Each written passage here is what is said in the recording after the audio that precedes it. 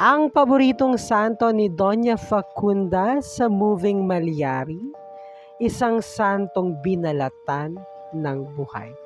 Praise be God through His saints. Si San Bartolome ay isa nga sa 12 apostles ng ating Panginoong Jesus.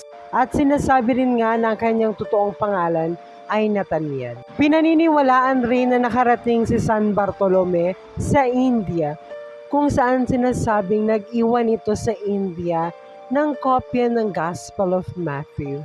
Sinasabi nga na dahil sa kanyang dedikasyon at husay sa pagpapalaganap ng mabuting balita, maging ang hari ng Armenia ay kanyang naakay sa ating pananampalataya.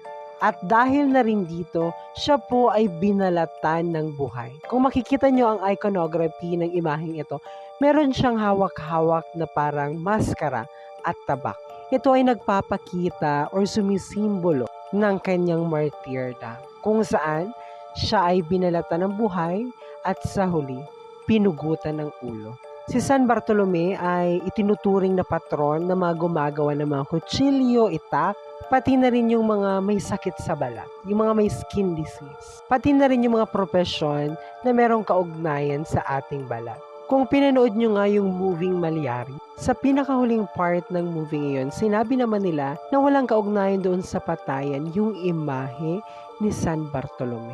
Kung sa Moving Maliari, ang pinapatay lang ni Father Severino ay yung mga tao, sabihin na nating mga nagkakasala. Pero alam niyo ba sa Paris, nagkaroon ng massacre kung saan minasaker ng mga Katoliko yung mga Protestante sa araw ng kapistahan ni San Bartolome.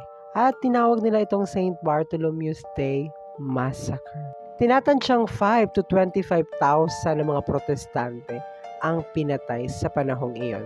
Kung hindi mo pa napapanood yung Moving Maliari, try watching it naman. Pero paglilinaw lang po, hindi po modelo ng mga wawak or ng mga aswang si San Bartolome. Apo.